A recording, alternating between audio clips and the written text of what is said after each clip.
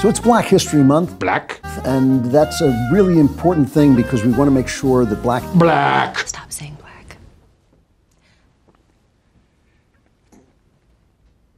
black. Black history is separated from white history because you don't want black history mingling with the white history, because then we might all think of ourselves as Americans and we'd stop hating each other, and then how would anybody get elected to office? It's ridiculous. We have to be at each other's throats. It's important for the safety of Americans that we all look at the color of one another's skin and say, you're not like me, and just completely be alienated from one another. Otherwise, we would be happy and unified. And that must not happen, because otherwise you won't vote for the people I want you to vote for.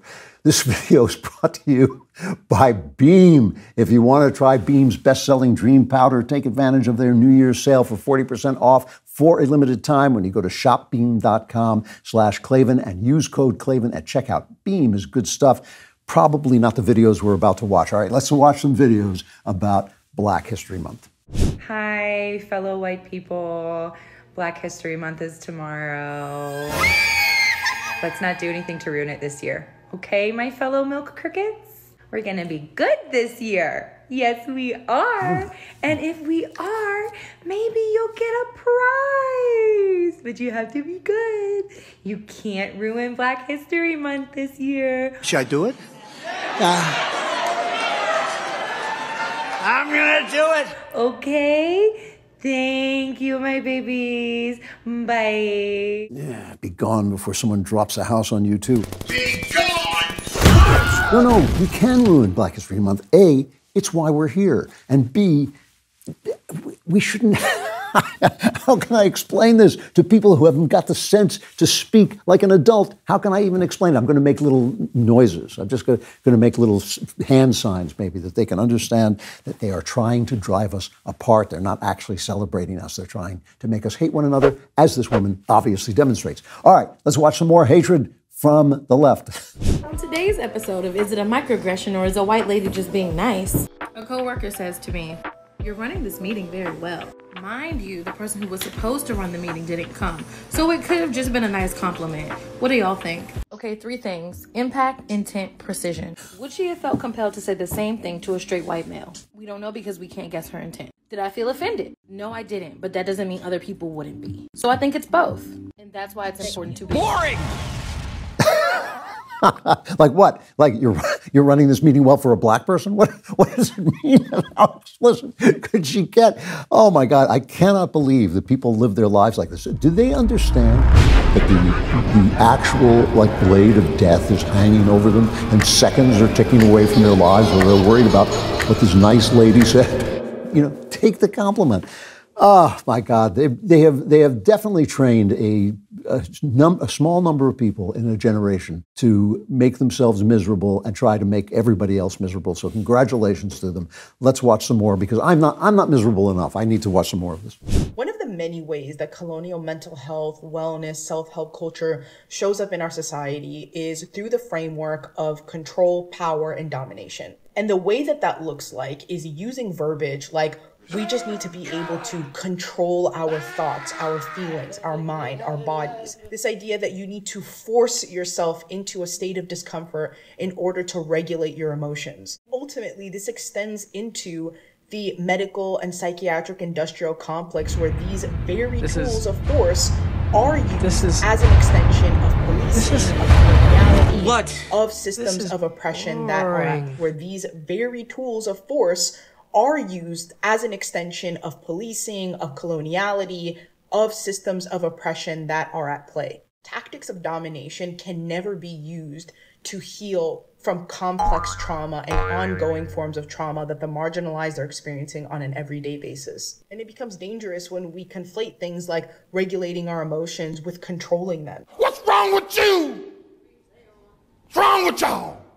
You niggas are crazy! I have no idea. I'm sorry.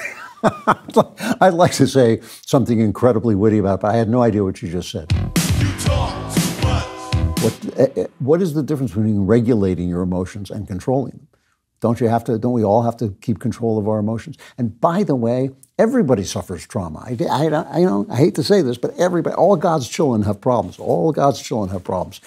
You know, I'm sorry. I actually don't like making fun of people, except that I can't help it. Bullying is a vital part of every ecosystem. Black History Month only lasts 2 weeks because then Lent starts. So Black Month is only 2 weeks because this is America and we're mean to black people. So we're only giving them a 2-week month this year. And they're just going to, I'm sorry, you just have to take it. Because we were oppressors, and that's the way it goes. And also because this has got to stop. All right, let's hear more. I believe that every black woman on this planet should be entitled to financial compensation just for existence on this earth and this society. And though I could go down my laundry list of reasons I can convince you to and show you why I believe that, I'm not going to. You'll understand when you do. Toodles! In my opinion, that sucked. I have a great idea. I have a better idea. Much better, much fairer, because we really don't want race to separate us in America. Really, it's time to stop. And it's only a political thing. So I have a better idea than this. I think that every woman deserves financial compensation just for being a woman. Here's how I'm going to work it out. What you do is you find a man. You find a man who is capable of giving you financial compensation just for doing the things that women do, for making a home, for having children, for taking care of the children, just for that, just for those womanly tasks. And you move in with him. And, you know, you got to do things for him. You got to take care of his, set up his home and take care of his children and sleep with him, and things like that, because you can't have the children if you don't sleep with them. And he goes out and works to get the money, and then he compensates you for just being a woman. I just made that plan up. I think it's really original and different. Beam's Dream Powder. I love this stuff. The best sleep I get is the first sleep I got, and Beam's Dream Powder just sank me into sleep. No kidding. It contains a powerful, all-natural blend of ingredients, including magnesium L-theanine. That's what did the trick. I don't know, but that's what it's got. It's not just your run-of-the-mill sleep aid. It's a concoction carefully crafted to help you slip into the sweet embrace of rest without the grogginess that often accompanies other sleep remedies. And it does. Sleep is the foundation of our mental and physical health. You must have a consistent nighttime routine to function at your best. Today, my listeners get a special discount on Beam's Dream Powder, their best-selling hot cocoa for sleep with no added sugar, now available in delicious flavors like cinnamon, cocoa, chocolate, peanut butter, and mint chip. Better sleep has never tasted better. Just mix Beam Dream into hot water or milk, stir or froth, and enjoy before bedtime. If you find yourself battling the bedtime blues, give it a shot like I did. Your weary self will thank you like mine did. If you want to try Beam's best-selling Dream Powder, take advantage of their New Year's sale for 40% off for a limited time when you go to shopbeam.com/Klavan and use code Klavan at checkout. That's shopbeam.com/Klavan with my promo code Klavan for up to 40% off your order if and only if you can spell Klavan. That's Klavan. This might be a controversial take, but I'm seeing a lot of queer white people posting shit like posting themselves being really happy and doing some random shit and being like, yeah, our joy is resistance. And in my opinion, white people's joy is not resistance.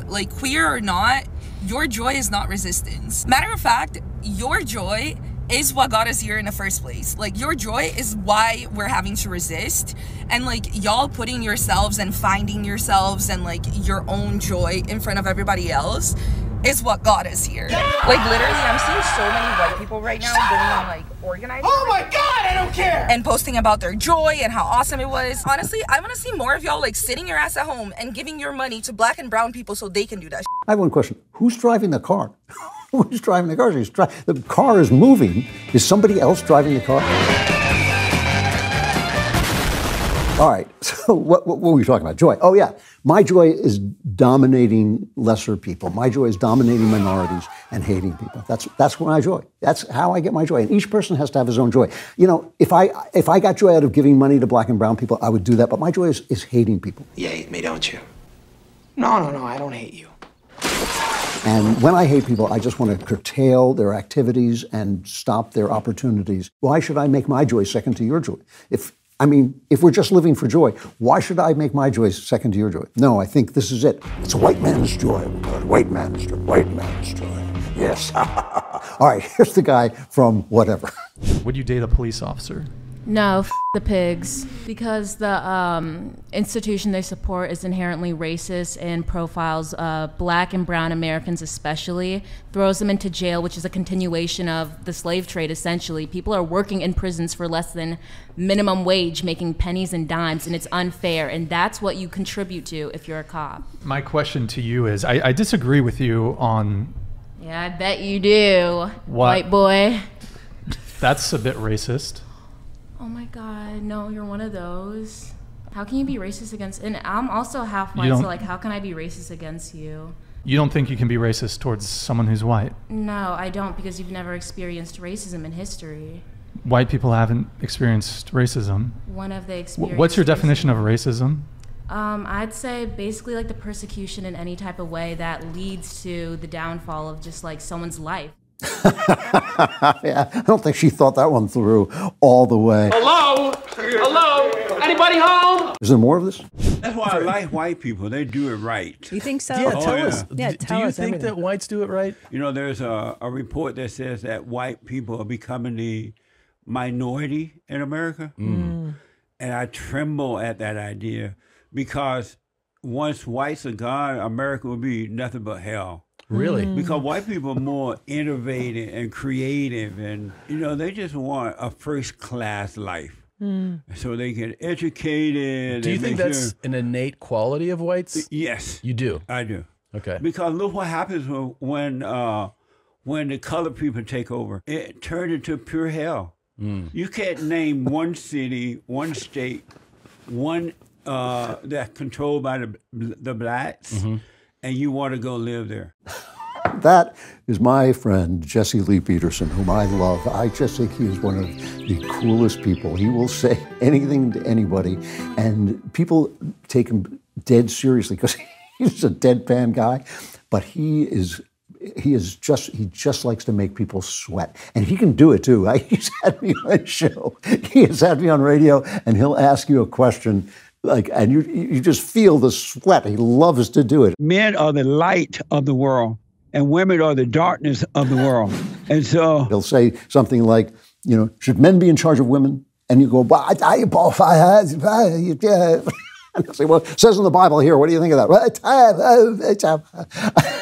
I love the guy, and he was obviously doing it to that guy there.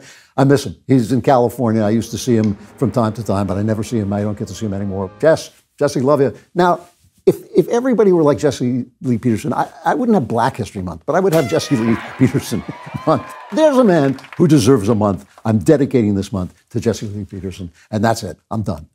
If you're ready for Black History Month to be over, like and subscribe. It won't help, but like and subscribe, and also subscribe to The Andrew Klavan Show wherever you get your podcasts.